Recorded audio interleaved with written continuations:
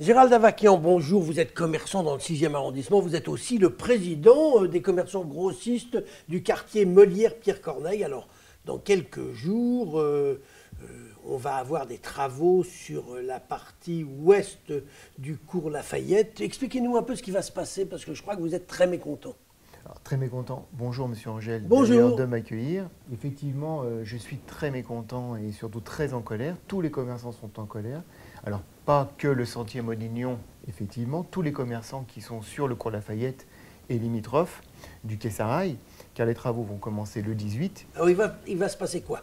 Alors, ils vont couper la circulation définitivement aux automobilistes sur une portion du cours Lafayette, du pont Lafayette jusqu'au cours de la Liberté. C'est une petite portion qu'ils vont couper pour laisser libre aux piétons et aux bus et aux cyclistes, donc voie doux essentiellement. Mais les véhicules ne pourront plus rentrer par cette portion sur les rues Molière et Corneille et reprendre le cours Lafayette. Il faudra faire un détour. Il faudra faire un détour. Alors dites-moi, quand on interroge le Citral nous explique que ça permettra de fluidifier la circulation, notamment sur le pont. Et c'est vrai que tous ceux qui prennent le pont Lafayette aujourd'hui s'aperçoivent qu'il est toujours encombré. Absolument. Alors que là, comme on ne pourra plus aller tout droit, on sera obligé de tourner à droite. Ça fluidifiera cette circulation. Est-ce que vous êtes d'accord avec cette analyse ? Cette analyse du Citral, elle est simpliste et très rapide, effectivement. Ça va fluidifier. Mais prend-on en compte quand même les acteurs de la vie économique lyonnaise? Je ne crois pas. Je ne crois pas non plus qu'on ait sollicité ou demandé l'avis des riverains. On nous impose des travaux une nouvelle fois. Le Citral nous impose une nouvelle fois des travaux qui sont conséquents, qui font du mal, comme je le dis, aux commerçants, mais également à toutes ces personnes qui viennent de loin pour venir dans notre quartier, parce que le sentier Modignon, c'est 80 grossistes, Monsieur Angèle. C'est 1000 à 1500 clients qui viennent de la région pour faire leurs achats de mode dans ce merveilleux quartier.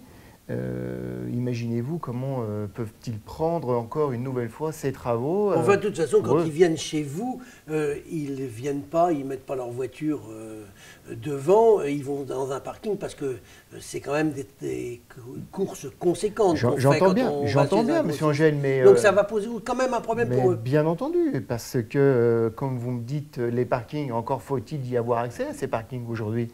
Et avec ces travaux, une nouvelle fois, les parkings limitrophes à ce sentier, à ce quartier, vont être bien embêtés pour pouvoir les emprunter. C'est évident. Dites-moi, Gérald Avakian, vous aviez été prévenu de ces travaux à l'avance ? Alors écoutez, Monsieur Angèle, on a été prévenu jeudi dernier par un salarié du Citral qui est venu nous dire que les travaux commenceraient le 18. Parce qu'on savait que c'était prévu. La seule chose, c'est qu'on ne connaissait pas la date, c'est ça ? Moi, en tant que commerçant et en tant que président, je n'ai jamais été averti du moindre début de travaux. Et une nouvelle fois, on nous met devant le fait accompli. C'est ahurissant. Est-ce que, alors d'une façon générale, vous avez eu les travaux au moment de la réalisation du site propre pour le C3 ? Oui. Aujourd'hui, vous allez avoir ces autres travaux. Oui. Est-ce qu'il y a une possibilité d'indemnisation ? Parce que la présidente du Citral que j'ai interrogée très récemment, bien sûr. Elle m'a dit qu'il y avait une procédure et qu'elle-même avait simplifié cette procédure pour que justement vous ne soyez pas obligé de faire appel à un expert judiciaire et que vous n'ayez pas les frais d'un expert judiciaire pour lancer cette procédure d'indemnisation. Je suis très surpris que Mme Bouzerda vous ait dit ça, parce que moi, en tant que commerçant, j'ai effectivement demandé des indemnisations. J'ai avancé à mes frais des frais comptables, des frais d'avocat, et nous avons été convoqués par un expert judiciaire que j'ai payé pour être débouté, parce qu'on a quand même perdu un certain montant de chiffre d'affaires durant la première phase de travaux.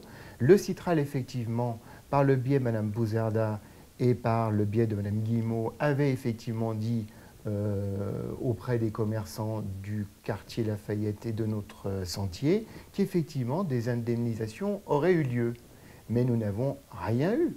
absolument rien eu. Et des dossiers, je sais que des dossiers ont été constitués, mais nous n'avons absolument rien eu. Alors effectivement, nous avons eu un dédommagement des frais d'expert judiciaire par le Citral, mais ce n'était pas du tout ce qui était convenu ou ce qui avait été expliqué par Madame la Présidente. Est-ce que ça vous a mis, est-ce que ça vous met d'ailleurs toujours dans une situation économique difficile, voire dangereuse?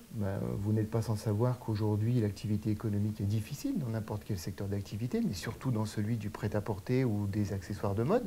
Parce qu'en plus de ces gilets jaunes qui ont bien perturbé nos clients à nous, détaillants, il y a également une nouvelle fois ce problème de comportement d'achat de mes clients, de nos clients, qui change parce qu'aujourd'hui, ils rencontrent beaucoup trop de difficultés à venir dans ce sentier, qui est délaissé par les politiques et par la métropole. C'est ahurissant. Vous êtes là, ils vous écoutent ce matin. Qu'est-ce que vous leur demandez pour essayer de revivifier votre quartier et le sauver, si on peut dire? Le sauver, non, parce que nous sommes quand même assez actifs et notre leitmotiv, c'est quand même de subvenir aux besoins de nos clients et de travailler.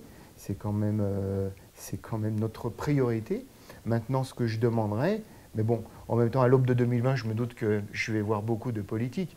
Mais ce qui Justement, serait bon, ils vont vous écouter. Oui, j'entends bien.